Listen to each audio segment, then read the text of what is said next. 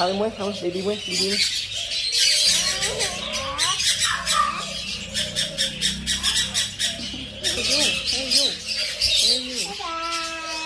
Bye bye baby. Baby phải lên con tàu hai. Thả baby muốn. Thả nó thả vậy. Thả con.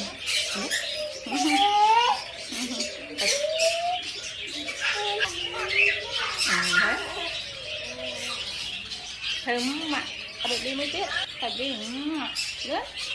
Thả baby cho con.